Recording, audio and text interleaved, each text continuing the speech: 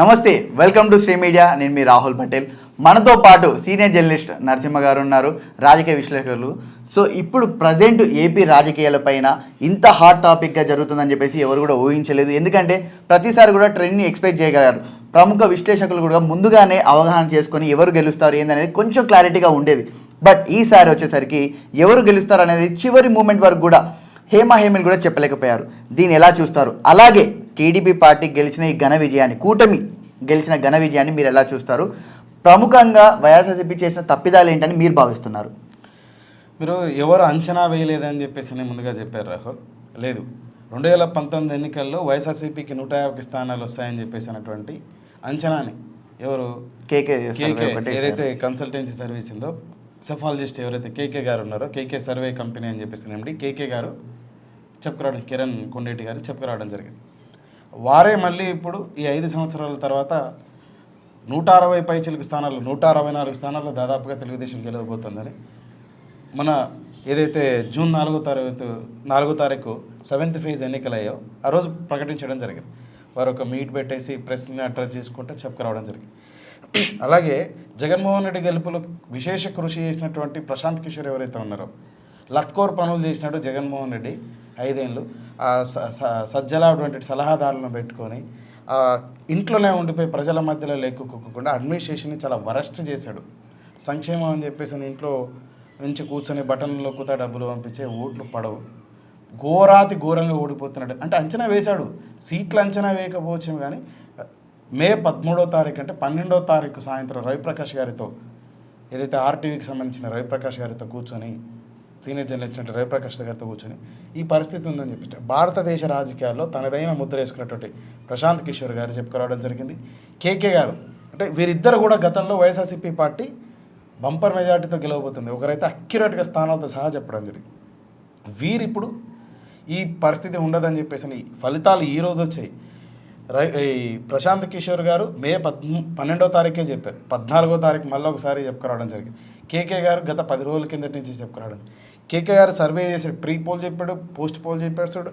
మన 4 డేస్ కిందట June 4th evening వచ్చేసి అక్యురేట్గా, జూన్ 4th కాదు, అక్యురేట్గా కూడా వారు చెప్పుకురావడం జరిగింది. మన 7th ఫేజ్ ఏదైతే ఉందో ఆ రోజు. సో అంచనా అయితే వేయడం జరిగింది. అయితే దీనికి కారణం ఏందని చెప్పేసి మీరు అడిగారు కదా, జగన్మోహన్ రెడ్డి గారికి వాస్తవ పరిస్థితి తెలియకపోవడం. తను గెలిచేంత వరకు 2019 ఎన్నికల విజయం సాధించే వరకు 2014 నుంచి 19 మధ్యలో జనాల మధ్యలో ఉన్నాడు. ముఖ్యంగా 2015లో అనుకుంటా, 15 ఎండింగ్ లేదా 16లో అసెంబ్లీలో జరిగినటువంటి సంఘటన కారణం చేత నేను ముఖ్యమంత్రి అయ్యి తిరిగి వస్తా అని చెప్పేసి పాదయాత్రకు ప్రయాణం చేసి, ఆ పాదయాత్రలో సందర్భంగా వివిధ వర్గాలని, యువతనైతే ఏంటి, మహిళలనైతే ఏంటి, వృద్ధులనైతే ఏంటి, అన్ని వర్గాల దగ్గరికి వెళ్ళి వాళ్ళని సాధక బాధకలు విని, నేను వస్తే మీకు మంచి చేస్తా, ఒక అవకాశం ఇవ్వండి అని చెప్పేసి చెప్పుకోవడం కారణం చేత రాజశేఖర రెడ్డి గారి మీద ఒక అభిమానం ఉండడం, వారి దగ్గరికి వీరు వెళ్ళి మింగిల్ అవ్వడం చేత వారికి ఆ బంపర్ మెజార్టీ రావడం జరిగింది. అయితే గెలిచిన తర్వాత వారు ప్రజల మధ్యలో లేకపోవడం, జనం మధ్యలో జగన్ లేడు. ఆ సలహాదారు అనేటువంటి సజ్జల రామకృష్ణారెడ్డి గారు ఏం చెప్తే గదే ఆంధ్రప్రదేశ్లో జరుగుతుందనే అభిప్రాయంతో ఉండండు.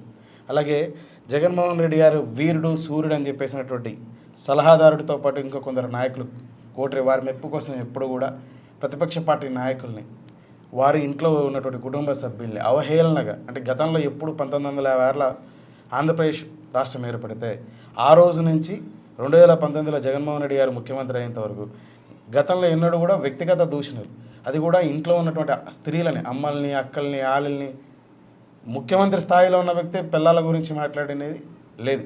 అంటే హద్దు మించి ఒక సందర్భంలో దొరికింటే వేరు, కానీ అదే పనిగా వాటిని వారించకపోగా ఇంకా నవ్వుతా ఎంకరేజ్ చేశాడు. ఇవన్నీ కూడా ప్రజలకి ఒక ఈకలింపు వచ్చింది. అలాగే ప్రతిపక్ష పార్టీలు, అలాగే ప్రతిపక్ష పార్టీకి సంబంధించినటువంటి కొన్ని వ్యవస్థలు, ముఖ్యంగా అనుకూల ఛానళ్ళు అని చెప్పేసి అంటూ ఉంటారు, వారు జగన్మోహన్ రెడ్డి తప్పిదాలని ప్రజలకి నీట్గా వివరించారు. ఆ యాంటీ ఏదైతే ఉందో వీటికి ఈరోజు సింగిల్ డిజిట్కే మనం మాట్లాడుకునే సమయానికి పరిమితం అవుతా ఉన్నారు జగన్మోహన్ రెడ్డి. ఇప్పుడు ముఖ్యంగా చెప్పాలంటే కూటమి అనేది చాలా బలంగా ప్రభావితం చేసింది. ఎప్పుడైతే పవన్ కళ్యాణ్ గారు అలాగే చంద్రబాబు నాయుడు గారు ఇద్దరు కలిసేసరికి ఒక మహాశక్తిగా ఏర్పడని చెప్పేసి టీడీపీ శ్రేణులు కానీ ఇటు జనసేన శ్రేణులు కానీ చెప్పుకోవడం జరుగుతుంది. ఒకవేళ కనుక జగన్ గారి ప్లాన్ ప్రకారం వీళ్ళిద్దరు కలవకుండా ఉంటే జగన్ గారు మళ్ళీ అధికారంలోకి వచ్చే అవకాశం ఉండేదంటారా? తప్పనిసరిగా ఉండేది. జగన్మోహన్ రెడ్డి గారు చంద్రబాబు నాయుడు జైల్లో వేస్తే పవన్ కళ్యాణ్ గారు సింగిల్గా, అలాగే లోకేష్ గారు తెలుగుదేశాన్ని నిర్వహించలేడా పార్టీన బాధ్యతల్ని, అక్కడ ఉన్నటువంటి సీనియర్లతో వారికి ఉన్నటువంటి కొంత విభేదాలు అయితే ఏంటి, వీరి నాయకత్వాన్ని అక్కడ ఉన్నటువంటి 1982 పార్టీ పెట్టినప్పటి నుంచి కొనసాగుతున్నటువంటి సీనియర్లు లోకేష్ గారు చెప్తే వినేటువంటి పరిస్థితిలో లేరు. ఉదాహరణకు గతంలో గోరంట్ల బుచ్చయ్య చౌదరి గారి ఉదాహరణ చూసాం. ఇట్లా జగన్మోహన్ రెడ్డి గారు భావించారు చంద్రబాబు నాయుడు గారి జైల్లో ఉంచి మనం ఎలక్షన్ చేసుకోగలిగితే ఈజీగా గెలవచ్చు అని చెప్పేసి. అయితే వారి ఊహకి వ్యతిరేకంగా వారు జైలు నుంచి బయటికి రావడం, జైల్లో ఉన్న సందర్భంలోనే పవన్ కళ్యాణ్ గారు వెళ్ళి నేను అంటే ఎటువంటి బేషరతు లేకుండా చంద్రబాబు నాయుడు గారితో ఉంటా ఉన్నా, జనసేన రేపు తెలుగుదేశం అలయన్స్తో ముందుకెళ్తా ఉంది, వస్తే బీజేపీని కూడా తీసుకెళ్తాం, ముగ్గురం కలిసి రేపు ఎన్నికల్లో ఉంటామని చెప్పేసి. ఆ బీజేపీ అలయన్స్ కుదరదా, బీజేపీ వారు మొగ్గు చూపకపోవడం, వీరితో పొత్తు పెట్టుకోవడానికి, అయితే వారి మొగ్గు చూపించడానికి, వారు వీరితో పొత్తు పెట్టుకోవడానికి పవన్ కళ్యాణ్ గారు తగ్గి అటు బీజేపీ వైపుగా ఇటు తెలుగుదేశం దగ్గర 2019 ఎన్నికల్లో 175 స్థానాల్లో పోటీ చేసిన పవన్ కళ్యాణ్ 21 స్థానాలు మాత్రమే పోటీ చేయడానికి తలొగ్గాడు తెలుగుదేశం దగ్గర. అలాగే తెలుగుదేశంతో పొత్తుకు నిరాకరించుతున్నటువంటి పరిస్థితుల్లో బీజేపీ దగ్గర కూడా చాలా తగ్గి, నాకు తక్కువ స్థానాలైన, అసలు బీజేపీకి ఒక్క క్యాడర్ లేదు, ఒక అభిమానం లేడు, వాళ్ళకే 10 స్థానాలలో పోటీ చేయడానికి అవకాశం ఇవ్వడం జరిగింది అసలు. అలాగే ఎంపీ స్థానాల్లో కూడా చాలా వరకు అవకాశాలు ఇవ్వడం జరిగింది. అంటే అటు బీజేపీ దగ్గర తగ్గాడు, ఇటు తెలుగుదేశం దగ్గర తగ్గాడు స్థానాలని. అలాగే ఈ పొత్తు కోసం అని చెప్పేసి 2 పార్టీల దగ్గర తగ్గాడు. కానీ వారు తగ్గి ఎన్నికలకు ముందు పవన్ కళ్యాణ్ గారు తగ్గి, ఎన్నికల తర్వాత జగన్మోహన్ రెడ్డి గారిని తగ్గించారు. జగన్మోహన్ రెడ్డి గారు పదే పవన్ కళ్యాణ్ గారిని విమర్శిస్తా 3 పెళ్ళిళ్ళు అనేది కానీ, లాస్ట్ టైం నువ్వు 2 సీట్లలో పోటీ ఇచ్చి 1 సీట్లో కూడా గెలవలేకపోయినావు, నీకు గ్రామంలో ఒక్క కార్యకర్త లేడు, ఒక్క బూత్ ఏజెంట్ లేడని పట్టుమని 10 సర్పంచులను గెలిపించుకోలేవు, 2 ఎమ్మెల్యేలను గెలిపించుకోలేవు, ఒక ఎమ్మెల్యే ఎన్నిక కాబడితే తను కూడా నాకు మద్దతుగా ఉన్నాడని చెప్పేసి అని చెప్పాడు. పట్టుమని ఒక్క స్థానాన్ని గెలిపించుకోలేవు, ఒక్క కార్యకర్త నీకు గ్రామంలో లేడని, ఒక్క కార్యకర్త, ఒక్క బూత్ ఏజెంట్ గ్రామంలో, ఒక కార్యకర్త జనసేనకు ఒక బూత్ ఏజెంట్ లేకోకుండా 21 స్థానాల్లో పోటీ ఇచ్చి 21 స్థానాల్లో గెలవడం అనేది చరిత్ర. భారతదేశంలో రామారావు గారు పార్టీ పెట్టి అనతి కాలంలో 9 నెలల్లో పార్టీని అధికారంలోకి తీసుకొచ్చాడు. జగన్మోహన్ రెడ్డి గారు వారి తండ్రికి కూడా సాధ్యపడినటువంటి సీట్లని 150 సీట్లతో ఒక చరిత్రని, చంద్రబాబు నాయుడు గారి చరిత్రలు అంటే ఇంకా అది చాలా చెప్పుకోవాలి. పవన్ కళ్యాణ్ గారు కూడా ఒక చరిత్రను రాశాడు. అంటే తను పోటీ చేసినటువంటి రాష్ట్రంలో తన అభిమానులు ఉండొచ్చు, తన పార్టీ కార్యకర్తలు లేరు, తన పార్టీ కోసం ఎలక్షన్ ఆ బూతుల ఏజెంట్లు కూర్చున్నట్టు లేరు, అక్కడ కూడా మేనేజ్ చేసేసుకొని అంటే ఆ పరిస్థితులలో ఉన్నటువంటి పార్టీ నుంచి 21 మంది అభ్యర్థులని పోటీలో దింపి తాను ఇచ్చిన బీఫామ్తో వారు ఈరోజు గెలిచారు. ఇది చిన్న అంశం కాదు. పవన్ కళ్యాణ్ గారు 2 పార్టీల దగ్గర తగ్గి గెలిచాడు. ఇది ఒక తెలుగుదేశం గెలుపుకి, తెలుగుదేశం పార్టీ బలోపేతానికే కాకుండా బీజేపీ పరిస్థితి మనం చూస్తూ ఉన్నాం. దేశంలో ఈరోజు స్థానాలు చాలా వరకు తగ్గడం, ఎన్డీఏ కూటమికి తగ్గి ఇండియా కూటమికి పెద్ద ఎత్తున పెరగడం. ఒకవేళ తెలుగుదేశంతో పొత్తు లేకపోయింటే బీజేపీకి, ఎన్డీఏ కూటమిలోకి తెలుగుదేశం లేకపోయింటే ఇప్పుడు ఏవైతే స్థానాలు ఉన్నాయో ఇవి ఇండియా కూటమి వైపు వెళ్ళి ఉంటాయి. చంద్రబాబు గారు 3 నెలల కిందటనే ఎన్డీఏ అలయన్స్లోకి వెళ్ళడం జరిగింది. చంద్రబాబు గారు ఇండియా అలయన్స్లోకి వెళ్ళకపోయింటే చంద్రబాబు గారితో పాటు ఇంకొక 3-4 పార్టీలు ఇండియా అలయన్స్లో ఉండేవి, లేదా బయట నుంచి ఉండేవి. ఈ బయట నుంచి ఉండడం వల్ల ఇంకాసింత ఓటు బీజేపీకి వ్యతిరేకంగా దేశంలో పడేది. ఇంకా 3-4 రాష్ట్రాలలో ప్రాంతీయ పార్టీల ప్రభావం కారణం చేత బీజేపీకి ఇంకా యాంటీ ఓటు పడి ఇంకా బీజేపీకి వచ్చే స్థానాలు తగ్గేవి, అలాగే వేరే ప్రాంతీయ పార్టీలకి ఇప్పుడు వచ్చే స్థానాల కంటే పెరిగేవి. ఆ కారణం చేత బీజేపీ పార్టీ అధికారాన్ని కూడా చేపట్టే పరిస్థితులు ఉండకపోయాయి. సెంట్రల్లో బీజేపీ ఎన్డీఏ కూటమి అధికారాన్ని గవర్నమెంట్ ఫామ్ చేయడానికి స్టేట్లో ఇదే ఎన్డీఏ అలయన్స్లో ఉన్నటువంటి తెలుగుదేశం, బీజేపీ, జనసేన కూటమి అధికారం ఫామ్ చేయడానికి ప్రధాన కారణం పవన్ కళ్యాణ్. పవన్ అంటే ఫ్లవర్ అని చెప్పేసి అని బేసిక్గా వైసీపీ నాయకులు కాదు, పవన్ అంటే పవరే. ఇటు రాష్ట్రంలో పవర్కి, సెంట్రల్లో పవర్కి కారకుడే. పవన్ కారణం చేత, పవన్ కళ్యాణ్ గారి కారణం చేత కాపు ఓటు ఉభయ గోదావరి జిల్లాలు అయితే ఉన్నాయో, తూర్పుగోదావరి, పశ్చిమ గోదావరి, అలాగే రాయలసీమ జిల్లాలలో కూడా 4 జిల్లాలు కర్నూలు, కడప, అనంతపురం, చిత్తూరు, ఈ 4 జిల్లాల్లో కూడా చాలా నియోజకవర్గాల్లో గెలుపోటమిని శాసించేంత, రాయలసీమ 4 జిల్లాలు, ఈస్ట్ వెస్ట్ అయితే గెలుపుని నిర్ణయించేంత, గెలుపుల్ని శాసించేంత ఈ 4 జిల్లాలో ఉంటే గెలుపుల్ని నిర్ణయించే శక్తి ఈ కాపులకు ఉంది. కాపు లేదా దళితు, కాపులు, దళితులు, మైనారిటీలు బీజేపీతో అలయన్స్ ఉన్నప్పటికీ మైనారిటీలు, కాపులు, దళితులు అవుట్రేట్గా కూటమి వైపు మొగ్గు చూపడంతో జగన్ గారు కల్లో కూడా ఊహించినటువంటి, గతంలో 2019లో 150 సీట్లు ఊహించలే జగన్మోహన్ రెడ్డి, అంతకు మించి, ఊహకు మించి ఈ సీట్లు సంపాదించుకోగలిగాడు. అయితే సంక్షేమ పథకాలతోని ధీమాతోనున్న వైసీపీ క్యాడర్ మొత్తం చాలా ఈజీగా గెలిచిపోతున్నాం, వైనాట్ 175 మా అధినాయకుడు చెప్పారు. సో ఎమ్మెల్యేలు అందరూ కూడా చాలా కాన్ఫిడెన్స్తో ముందుకెళ్లారు. మేము 175కు 175 స్థానాలు గెలవబోతున్నాం, దీంట్లో ఎలాంటి అతిశయోక్తి లేదని చెప్పేసి కూడా చాలా హేమలు కూడా చెప్పడం జరిగింది. సో అందులో భాగంగా జగన్మోహన్ రెడ్డి గారు కూడా భారీ బహిరంగ సభలలో, సిద్ధం సభల్లో కానీ ఇంకెక్కడైనా కూడా ఖచ్చితంగా మనం గెలవబోతున్నాం, నేను చేసిన సంక్షేమ పథకాలు, నేను ఇచ్చిన మంచి పనుల వల్ల ప్రతి ఆడబిడ్డ ఓటు నాకే పడుతుంది, అలాగే ప్రతి కుటుంబం నుంచి ఓట్లు నాకు పడతాయి అని చాలా ధీమా వ్యక్తం చేశారు. ఇంత దారుణంగా వాళ్ళు ఎక్స్పెక్ట్ చేసిన దానికి చాలా కంప్లీట్ రివర్స్లో జరగడం అని మీరు ఎలా చూస్తారు? కేసీఆర్ గారు మన 2023 డిసెంబర్లో ఎన్నికలు జరిగాయి. ఎన్నికల కోడ్ వచ్చానే ప్రెస్ మీట్ పెట్టి మనం బంపర్ మెజార్టీతో గెలవబోతున్నాం 100 పైచీలకు స్థానాల్లో. కాంగ్రెస్ ఏడు భూస్థాపితమైంది, తెలుగుదేశం ఎప్పుడో అయిపోయింది, వాళ్ళు పోటీలో పోలేరు, ఇంకా బీజేపీ వాళ్ళకి క్యాడర్ ఆడుండరు, ఏజెంట్ ఆడుండరు అని చెప్పుకోరావడం జరిగింది. ఫలితాల నాడు ఏమైంది? 2014లో అంటే తెలంగాణ రాష్ట్రం ఆవిర్భావం తర్వాత కేసీఆర్ గారికి పెద్ద ఎత్తున తెలంగాణ సమాజం అండగా నిలిచింది. అలాగే ఇక్కడ తెలుగుదేశం పార్టీకి, కాంగ్రెస్ పార్టీకి కూడా అవకాశం. పరిపాలనను చక్కగా చేసి ప్రజాభిమానం పొందకోకుండా పార్టీలని గుంజుకొని పార్టీలని పాత పెడదామని చెప్పేసి నియంత పోకడాలతో కేసీఆర్ వెళ్ళాడు. ఒకసారి సక్సెస్ అయ్యాడు. తెలుగుదేశాన్ని ఏం లేకోకుండా చేస్తే నేను సస్టైనెంట్కి నాకు అవకాశం ఉంటుందని చెప్పేసి భావించి తను అంటే తెలుగుదేశం నుంచి వచ్చినాడు కదా, ఎలా రాజకీయం చేయాలని చెప్పేసి తెలిసినాడు కదా, ఈ పార్టీ ఉంటే నా మనగడ కష్టం అని చెప్పేసి తెలుగుదేశాన్ని ఇచ్చేసాడు. 18 ఎన్నికల్లో కాంగ్రెస్కి వచ్చిన వ్యక్తులను కూడా, కాంగ్రెస్ పార్టీ నుంచి గెలిచిన వ్యక్తులను కూడా గుంజుకొని మళ్ళీ 23లో ఇంకేమి లేవు, నేను ఒక్కనే చక్రవర్తిని, ఒడిశాలో నవీన్ పట్నాయక్ గెలిచినట్టు గెలిచాను, మరో చోట వెస్ట్ బెంగాల్లో గెలిచినట్టు గెలిచా, 20 సంవత్సరాలు 30 సంవత్సరాలు నేనే ముఖ్యమంత్రి. ఇదే పందాన ఆంధ్రప్రదేశ్లో జగన్మోహన్ రెడ్డి కూడా నేను 20 సంవత్సరాలు 30 సంవత్సరాలు తిరగలేదు నాకు, మా అన్నకి, మా నాయకుడికి అని చెప్పేసి జగన్మోహన్ రెడ్డి గారు తాను సొంతంగా ఫీల్ అవ్వడం, తన నాయకులు ఫీల్ అవ్వడం.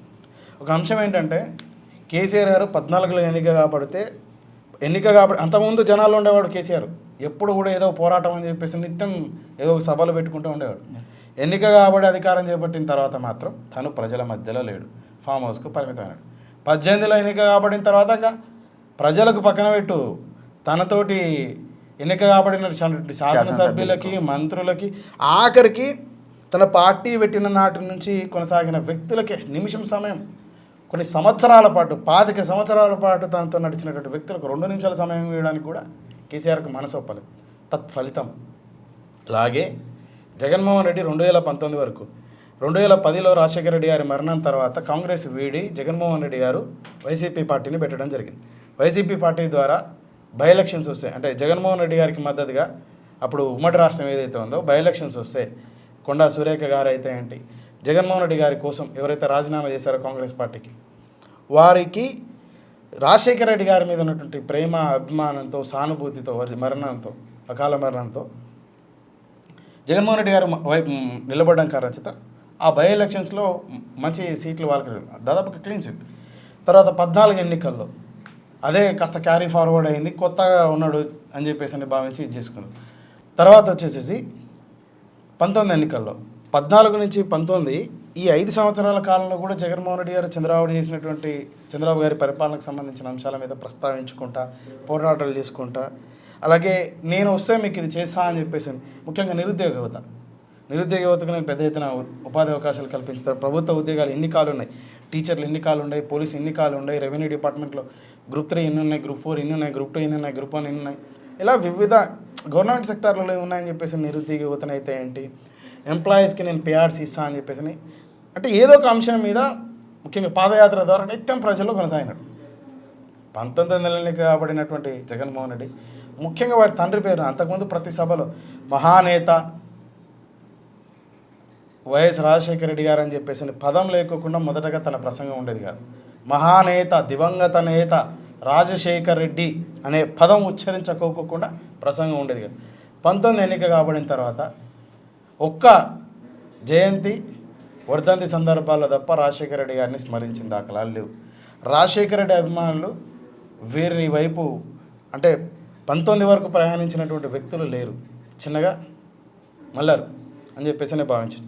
తను ఇంకా తాడేపల్లి ఏదైతే సీఎం గారి క్యాంప్ ఆఫీసుతో 19లో ఎన్నిక కాబడిన తర్వాత ఆ క్యాంప్ ఆఫీస్కే పరిమితం కావడం, ఏదన్నా బటన్ నొక్కుడు ఉంటే ప్రోగ్రామ్ ఉంటే బయటకు వచ్చి బటన్ నొక్కి ఒక అరగంట మాట్లాడిపోవడం, ఆ మాట్లాడే సందర్భాలలో స్క్రిప్ట్లు చూసుకుంటే అవి కూడా తప్పులు తొలడం. గతంలో లోకేష్ గారిని ఏ విధంగా చేశారు, రాహుల్ గారిని, అంతకుమించి జగన్మోహన్ రెడ్డి గారు ట్రోల్.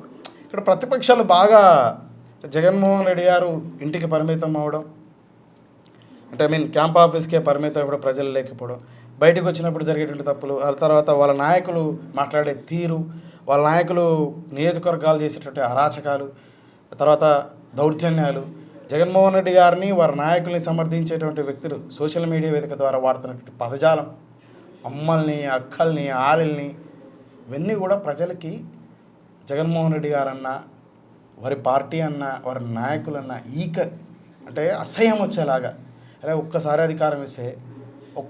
అధికారం ఇస్తే ఏడికి దిగజారుతున్నావు, మానవత విలువలు లేకోకుండా, చిన్న పెద్ద సంస్కారం లేకోకుండా, సరే నీ ప్రమేయం లేకోకుండా జరుగుతున్నప్పుడు ఇక్కడికి నీ కోసం మాట్లాడుతున్న వ్యక్తుల్ని కట్టడి చేయాల్సిన ఆవశ్యకత కూడా నీ పైన ఉంది కదా, నీ ఆధ్వర్యంలో పనిచేసినటువంటి వ్యవస్థలకు ఉంది కదా. అవి చేయని పక్షంలో నువ్వు వాటిని ప్రోత్సహించుతున్నట్లే కదా. అసెంబ్లీ సాక్షిగా నీ ప్రజెన్సులనే మీ తండ్రి సమకాలీకుడైనటువంటి వ్యక్తిని చంద్రబాబు నాయుడు గారిని దూషించుతా ఉంటే, వారి భార్యని దూషిస్తూ ఉంటే మీరు నిలువరించకపోగా నవ్వడం, అంటే ఇదంతా ఆంధ్రప్రదేశ్ సమాజానికి జగన్మోహన్ రెడ్డి గారు ఒక్క అవకాశం అన్నాడు.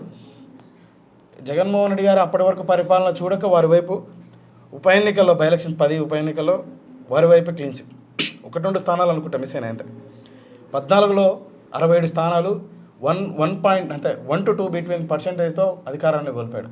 19లో 151. 2019 వరకు వైఎస్ఆర్సీపీ పార్టీ నుంచి పోటీ చేసిన అభ్యర్థులు ఎవరైతే ఉన్నారో వీరి అందరూ వారి కృషి వల్ల గెలవలే, అది చాలా తక్కువ. వారి కృషి వల్ల వాళ్ళకున్నటువంటి పర్సెంట్ జగన్మోహన్ రెడ్డి గారి మీద ప్రజలకు ఉన్నటువంటి అభిప్రాయంతో, జగన్మోహన్ రెడ్డి గారి పనితీరు అప్పటి వరకు తెలియదు, జగన్మోహన్ రెడ్డి గారి వ్యక్తిత్వం అప్పటి వరకు తెలియదు. 19 నుంచి 24 మధ్య కాలంలో పవర్ రావడంతో, అధికారం చేపట్టడంతో జగన్మోహన్ రెడ్డి గారు జగన్మోహన్ రెడ్డి గారు 24 ఎన్నికల కంటే ముందు, అంటే ఈ ఎన్నికల నినాదం ఏంటి, భారతదేశంలో ఏ నాయకుడు చెప్పలే, నేను చెప్తా ఉన్నా ఏంటంటే మీకు మంచి జరిగితేనే నాకు ఓటేయండి, మంచి చేస్తామని ఆశించి బై ఎలక్షన్స్లో మీకు ఓటేశారు. తర్వాత 2014 ఎన్నికల్లో ఓటేశారు, 19 ఎన్నికల్లో ఓటేశారు, 24లో మాత్రం మీరు చెప్పారు కదా, జగన్మోహన్ రెడ్డి గారు చెప్పినట్టు 19 నుంచి 24 మధ్యలో వారు చేసిన మంచిని చూసే ఈ రిజల్ట్ వచ్చింది. అయితే ఇప్పుడు చిరంజీవి గారు ఒక ట్వీట్ చేయడం జరిగిందనమాట. వాళ్ళ తమ్ముడు పవన్ కళ్యాణ్ గారు గెలిచిన దాన్ని సంతోషం వ్యక్తం చేస్తూ, పవన్ కళ్యాణ్ గారికి గేమ్ చేంజర్ అని ప్రతి ఒక్కరు అంటుంటే చాలా ఆనందంగా ఉంది, దాంతోపాటు man of the match winner అని చెప్పేసి కూడా ప్రతి ఒక్కరు కొనియాడుతుంటే చాలా సంతోషంగా ఉందని చెప్పేసి అంటున్నారు. సో దీన్ని కొంతమంది ఏమంటున్నారంటే, పవన్ కళ్యాణ్ గారు చాలా సేఫెస్ట్ పిచ్లో ఈసారి గేమ్ ఆడడం జరిగింది, ఖచ్చితంగా గెలుస్తాడని తెలిసి పిఠాపురంలో చాలా సేఫ్గా ఆడారు, మళ్ళీ జగన్మోహన్ రెడ్డిలా గట్స్ ఉంటే ఎక్కడైతే తను ఓడిపోయారో భీమవరం లేదా గాజువాక, అయితే భీమవరం లేదా గాజువాక ఈ 2 ప్రాంతాల నుంచి పోటీ చేసి ఉంటే బాగుండేది కదా, నిజంగా ఇంకా గట్స్ ఎక్కువ ఉండేది కదా, ఇక్కడ పిఠాపురం నుంచి ఎందుకు ఎంచుకున్నాడు అని చెప్పేసి అంటున్నారు. మీరు అన్నట్లు భీమవరం నుంచి గాజువాక నుంచి పోటీ చేసి ఉంటే పిఠాపురం నుంచి పోటీ చేసిన వచ్చేటట్టు మెజార్టీకి అంతే ఎక్కడైనా. పవన్ కళ్యాణ్ అనేటోడు అంటే ఒక నియోజకవర్గ నాయకుడు కాదు, రాష్ట్ర నాయకుడు కూడా కాదు. ఈరోజు బేసిక్గా పవన్ కళ్యాణ్ గారు నిన్న అసెంబ్లీ గేటు దాకనీయం, జగన్మోహన్ రెడ్డి బొచ్చు కూడా వీకలేవు అని చెప్పేసి రోజా చెప్పుకురావడం జరిగింది. జగన్మోహన్ రెడ్డి వారి అబ్బా, వారి నాన్న, అలాగే జగన్మోహన్ రెడ్డి తండ్రి రాజశేఖర రెడ్డి, వీరు సుదీర్ఘ రాజకీయ కుటుంబ నేపథ్యం. పవన్ కళ్యాణ్ గారిది కాదు. వారి అన్న పార్టీ పెట్టినప్పుడు 2009 రాజకీయాల్లోకి రావడం జరిగింది. కొంతకాలం ప్రజారాజ్యంలో యువరాజ్యం అనే విభాగానికి అధ్యక్షుడిగా ఉండి రాష్ట్రం తిరగడం జరిగింది. తర్వాత వాళ్ళన్న కాంగ్రెస్లో జాయిన్ అయిన వెంటనే స్తబ్దంగా లేవలేదు. నాటి నుంచి ఈ రోజు వరకు బీజేపీతో ముందుకు వెళ్తా ఉన్నాడు పవన్ కళ్యాణ్. అంటే స్థిరమైనటువంటి మనస్తత్వం కలిగినటువంటి వ్యక్తి, ప్రజలంటే కన్సర్న్ ఉన్న అయితే మరి భీమవరంలో కానీ గాజువాకలో కానీ పోటీ చేయకపోవడానికి ఏంటి, అక్కడ ప్రజల మీద పవన్ కళ్యాణ్ గారికి నమ్మకం లేదా? నేను చెప్తాను కదా, దానికి ఏ పారామీటర్స్ వారి మైండ్లో ఉన్నాయో నాకు తెలియదు. అక్కడ పోటీ చేసింటే ఇంకా ఎక్కువ మెజార్టీతో గెలిచింది. ఎందుకంటే ఇప్పుడు భీమవరంలో కూడా క్లియర్గా మళ్ళీ జనసేన గెలిచింది అక్కడ నిలబడే స్థానంలో. సో పవన్ కళ్యాణ్ గారు నిలబడి ఉంటే ఇంకా ఎక్కువ మెజారిటీ వచ్చేది, కానీ పిఠాపురాన్ని చూజ్ చేసుకున్నాడు అంటే సేఫ్గా ఉందామని చెప్పేసి అనుకున్నాడు. పవన్ కళ్యాణ్ గారికి చాలా క్లియర్ విజన్ ఉంది, చాలా క్లియర్ విజన్ ఉంది. ఏంటి ఈ రిజల్ట్ని వారు ముందే చెప్పుకొచ్చారు. జగన్ నేను పాతాళానికి తొక్కేసాను అన్నట్టే తొక్కేసినాడు. కానీ మీరు అన్నట్టు భీమవరం నుంచో లేకపోతే గాజువాక నుంచి పోటీ చేసింటే అక్కడ ఇంకా మెజార్టీ ఎక్కువ వచ్చేది. గాజువాకలో గుడివాడ అమర్నాథ్, పవన్ కళ్యాణ్ గారి స్ట్రేచర్కు గుడివాడ అమర్నాథ్ తట్టుకునేవారా? లాస్ట్ టైం అంటే అక్కడ లోకల్ లీడరు ఓటు స్ప్లిట్ అవ్వడం కారణం చేత, అలయన్స్ లేకపోవడం కారణం చేత ఆ ఫలితం రావడం జరిగింది. ఈసారి ఆ పరిస్థితి ఉండేది కాదు. అసలు ఎక్కడ లేదు కూటమి వేవు. పవన్ కళ్యాణ్ ఒక గాజువాక, భీమవరం, పిఠాపురం కాదు, ఎక్కడ నిల్చున్నా ఇంతకంటే మెజార్టీతో గెలిచేవాడు. మీరు ఈ 21 ఇప్పుడు ఏదైతే మీరు మాట్లాడుతున్నారో జనసేన పార్టీలో 21కి 21 గెలుచుకోవడం అనేది దీన్ని ఎలా చూస్తున్నారు? అసలు పవన్ కళ్యాణ్ గారు ఓట్ షేర్ అనేది ఏ విధంగా పెరిగింది అనుకుంటున్నారు? ఇది ఒక చరిత్ర. ఎందుకంటే నేను ఇందాక చెప్పినట్టు గ్రామంలో ఇప్పుడు జనసేనకి ఆంధ్రప్రదేశ్ ఉన్నటువంటి ఏ గ్రామ పంచాయతీలో కూడా, ఏ గ్రామంలో అంటే ఎన్నికల నిర్వహిస్తున్నటువంటి గ్రామంలో బూత్ ఉన్న చోట బూత్ ఏజెంట్ కూడా లేడు. గ్రామానికి ఒక 2 కార్యకర్తలు, ఒక బూత్ ఏజెంట్ కూడా లేడు. అటువంటి పవన్ కళ్యాణ్ గారు 21 తన చేతుల మీదుగా 21 బీఫామ్లో తన చేతుల మీద తన అభ్యర్థులకు ఇచ్చే 21 స్థానాలు అంటే ఇంక్లూడింగ్ తనతో పోల్చుకుంటే గెలవడం అంటే చిన్న అంశం కాదు. ఇప్పుడు జగన్మోహన్ రెడ్డి వారి కుటుంబ నేపథ్యం ఏంటి, వారికి ఉన్నటువంటి ఆర్థిక పరిస్థితి ఏంటి, వారికి క్యాడర్ ఏంటి, ప్రతి గ్రామంలో 304 ఒక 500 జనాభా ఉన్నటువంటి గ్రామాలు, వారిని అభిమానించేటువంటి వారి పార్టీకి సంబంధించినటువంటి నాయకులు మినిమం 50%, 60% ఉన్నారు. వారికి పోటీగా అంటే వారి అభ్యర్థిగా పోటీగా జనసేన పార్టీ అభ్యర్థి ఒక్క కార్యకర్త లేడు, ఒక బూత్ ఏజెంట్ లేనటువంటి వ్యక్తి నిలబడితే గెలిచాడంటే చిన్న అంశం కాదు. అయితే ఇక్కడ ఇంకొక అంశం గురించి మాట్లాడాలి. ఏంటిదంటే ఇప్పుడు గెలిపోవటములు అనేది సహజం జరుగుతూ ఉంటాయి, కానీ ఇంత దారుణంగా అయితే జరగదు. ఎందుకంటే లాస్ట్ టైము చంద్రబాబు నాయుడు గారికి వచ్చిన సీట్లను చూసి జగన్మోహన్ రెడ్డి గారు ప్రజా వ్యతిరేకత ఎంత ఉందో చూసారని చెప్పేసి మాట్లాడడం జరిగింది. ఇప్పుడు ప్రజా వ్యతిరేకత అంతకు త్రిబుల్గా ఉందని చెప్పేసి ప్రజలు తీర్పు ఇవ్వడం కూడా జరిగింది. సో ఇక్కడ ఈ అంశాన్ని ఇక్కడ తర్వాత నెక్స్ట్ లెవెల్ ఏంటి అంటే ఇప్పుడు కూటమి అభ్యర్థులు అంటే ఇటు చంద్రబాబు నాయుడు గారు కావచ్చు, ఇటు పవన్ కళ్యాణ్ గారు కావచ్చు, వీళ్ళు గెలిచిన తర్వాత ఇప్పుడు వీళ్ళకి కావాల్సిన దానికన్నా ఎక్కువగానే టీడీపీ సంపాదించుకోవడం జరిగింది. మ్యాజిక్ ఫిగర్ కాకుండా ప్రభుత్వం ఏర్పాటు చేసుకోవడానికన్నా చాలా మంచి డిజిట్ వచ్చింది. అలాగే పవన్ కళ్యాణ్ గారికి కూడా 21 వచ్చింది. సో వీళ్ళిద్దరు కలిసినప్పుడు పవర్ షేరింగ్ అనేది ఉంటుందా? అంటే పవన్ కళ్యాణ్ గారికి ఇప్పుడు డిప్యూటీ సీఎం కాదు, లేదా ఇంకా హోంమంత్రి, ఇంకా ఏదో ఒకటి మంచి పదవి రావచ్చు, అది అందరికీ తెలిసిన విషయమే. బట్ ఈ 5 సంవత్సరాల పరిపాలనలో 1 సంవత్సరం అన్నా పవన్ కళ్యాణ్ గారికి పవర్ షేర్ ఇచ్చే అవకాశం ఉందా? ఎందుకు అడుగుతున్నానంటే లోకేష్ గారిని లోకేష్ గారు మాట్లాడుకుంటూ దీనికి ముందు ఒక సందర్భంలో దాని మీద పవన్ కళ్యాణ్ గారు కూడా రియాక్ట్ అయ్యారు, మీరు చూసే ఉంటారు. ముఖ్యమంత్రి ఖచ్చితంగా మా నాన్నగారు అవుతారు, దాంట్లో ఎలాంటి అభ్యంతరాలు లేవు, ఖచ్చితంగా బేషరత్గా మా నాన్నగారు అవుతారు అన్నట్టుతోనే దానికి పవన్ కళ్యాణ్ గారు కౌంటర్గా చేశారు. ఏది మీరు ముందుగానే నోరు జారకూడదు, మేము కూడా జారాల్సి వస్తుంది, సో అందరూ జాగ్రత్తగా ఉంటే మంచిదని చెప్పేసి వాళ్ళ జనసేన మీటింగ్లో కూడా చెప్పడం జరిగింది కౌంటర్ అటాక్గా. సో దాని తర్వాత నుంచి అది ఆ టాపిక్ రాలేదు ఎక్కడ కూడా. బట్ ఇప్పుడు మళ్ళీ ఇప్పుడు ఏదైతే గెలిచిన సందర్భంలో ఖచ్చితంగా ఇప్పుడు వైసీపీ పార్టీ వాళ్ళ మీద వీళ్ళ మీద విమర్శలు ప్రతి విమర్శలు జరుగుతూ ఉంటాయి. ఇదంతా అయిపోయిన తర్వాత ఖచ్చితంగా ఈ టాపిక్ అనేది వస్తుంది కదా, జనసేనకు 1 సంవత్సరం అన్నా జనసేన పార్టీ అధ్యక్షుడు పవన్ కళ్యాణ్ గారికి 1 సంవత్సరం అన్నా సీఎం అవకాశం ఇచ్చే అవకాశం ఉంటుందా అని చెప్పేసి డౌట్. సార్ ఈ అంశం మాట్లాడుకునే ముందుగా ఇందాక మీరు చిరంజీవి గారి ట్వీట్కి సంబంధించి చెప్పుకొచ్చారు కదా, ఆ అంశాన్ని మీరు డివైడ్ అవుతే ఇటు వచ్చారు, దాన్ని క్లోజ్ చేశాను. చిరంజీవి గారి కంటే రాజకీయ పరిణితిని చిరంజీవి గారు పార్టీ పెట్టారు బేసిక్గా ఆంధ్రప్రదేశ్కి ముఖ్యమంత్రి, ఉమ్మడి ఆంధ్రప్రదేశ్కి ముఖ్యమంత్రి, వారికంటే ఎక్కువగా పరిణితి పొందాడు అని చెప్పేసి నేను భావిస్తా ఉన్నా పవన్ కళ్యాణ్. ఆంధ్రప్రదేశ్లో తెలుగుదేశాన్ని బలోపేతం చేయడం కాదు, తెలుగుదేశం ఇప్పుడు ఏదైతే కూటమి అధికారం రావడానికి కారకం కాదు, భారతదేశంలో బీజేపీ పార్టీ ఈరోజు అధికారంలో చేపట్టబోతుందంటే పవన్ కళ్యాణ్ గారి కారణం.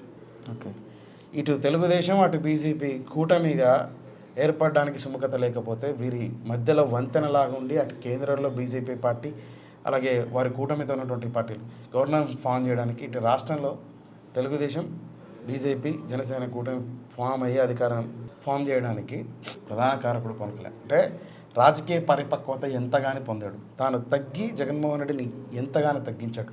పాతాళానికి తొక్కుతా పవన్ అని తన ప్రసంగాల్లో చాలా సందర్భాల్లో చెప్పుకోవడం జరిగింది. అది ఈరోజు ఎన్నికల్లో చేయించాడు. ఇకపోతే మీరు పవర్ షేర్ అని చెప్పేసి అంటారు. అఫ్కోర్స్ ఉంటుంది. ముఖ్యమంత్రి పదవి ఉంటుందా మరొక విధంగా ఉంటుంది అంటే పవర్ షేర్ తప్పకుండా ఉంటుంది. ఇక్కడ స్టేట్లోనే కాదు సెంట్రల్లో కూడా ఉంటుంది. ఇందాక అందుకే చెప్తా ఉన్నా. ఓకే, సెంట్రల్లో కూడా పవన్ కళ్యాణ్ గారికి మోదీ గారు ఎటువంటి ప్రయారిటీ ఇస్తా ఉన్నారో చూసాం. అంటే వారణాసిలో జరిగినటువంటి ఎన్డీఏకి సంబంధించిన మీటింగ్లో వీరిని దగ్గరికి తీసుకోవడం, ఆలింగనం చేసుకోవడం. పవన్ కళ్యాణ్ గారికి మోదీ గారు అంటే అమితమైన అభిమానం, గౌరవం. 2009 నుంచి వారు కాంగ్రెస్ని విభేదిస్తూ ఉన్నారు. బీజేపీ వైపుగానే ఉన్నారు. మోదీ గారితోనే ఉన్నారు. సో మోదీ గారు కూడా పవన్ కళ్యాణ్ గారికి ఎంత ప్రయారిటీ ఇచ్చారని చెప్పేసి చూసాము. మోదీ గారు చంద్రబాబు నాయుడిని విభేదించడం జరిగింది. జగన్మోహన్ రెడ్డి గారిని విభేదించకపోయినప్పటికీ వారితో అంత సఖ్యత మెయింటైన్ చేయాలి. కానీ పవన్ కళ్యాణ్ గారికి మాత్రం ఒక్క సీటు లేకపోయినప్పటికీ వారి పార్టీకి గౌరవం ఇవ్వడం జరిగింది. ఎందుకంటే ప్రజల్లో వారికి ఉన్నటువంటి ఆదరణ కారణం చేత నేను భావిస్తాను. అలాగే స్థిరమైనటువంటి మనస్తత్వం, ప్రజలకు ఏదైనా కన్సర్న్ చేయాలని అనే భావనని మేబీ మోదీ గారు చేసింది. అటు సెంట్రల్లో కానీ స్టేట్లో కానీ పవర్ షేర్ మీన్స్ మీరు ఒక మంత్రో లేకపోతే ముఖ్యమంత్రి అనుకుంటాం. కాదు, ఆ రాష్ట్రానికి సంబంధించింది లేకపోతే దేశానికి సంబంధించిన నిర్ణయాలు కానీ వీటిలో పవన్ కళ్యాణ్ గారి నిర్ణయాలకు కూడా గౌరవం ఉంటుంది. వీరితో కూడా ఆలోచనలు చేశారని నేను అయితే ఇప్పుడు ఈ 5 సంవత్సరాల పరిపాలనలో కేవలం ముఖ్యంగా సౌత్లో 5 ఏవైతే రాష్ట్రాలు ఉన్నాయో తమిళనాడు, కేరళ, కర్ణాటక, తెలంగాణ, ఆంధ్రప్రదేశ్, ఈ 5 రాష్ట్రాలకు సంబంధించినటువంటి ఎన్డీఏకి సంబంధించిన బాధ్యతలను కూడా పవన్ కళ్యాణ్ గారికి అప్పగించిన ఆశ్చర్యం లేదు. చంద్రబాబు నాయుడు గారికి సుదీర్ఘ రాజకీయ అనుభవం ఉంది. ఇంతకుముందు సెంట్రల్ కూటమిని నడిపించినటువంటి ఇది కూడా ఉంది వారికి. సో వారికి కానీ లేకపోతే జేడీఎస్ పార్టీకి సంబంధించినటువంటి నితీష్ కుమార్ గారికి కానీ దేశానికి సంబంధించి ఇప్పుడు ఏదైతే గవర్నమెంట్ ఫామ్ చేస్తున్న ఎన్డీఏని నడిపించే బాధ్యతను కూడా సౌత్ని పవన్ కళ్యాణ్ గారిని దేశంలో ఉన్నటువంటి కూటమి ఏదైతే ఎన్డీఏ కూటమి ఉందో ఈ కూటమి అంతా నడిపించే బాధ్యత చంద్రబాబు నాయుడు గారికి అవకాశాలు లేకపోవాలి. థ్యాంక్ యూ, మీ విలువైన సమయాన్ని మాకు కేటాయించినందుకు. Right, fine Rahul. Thank you అండి.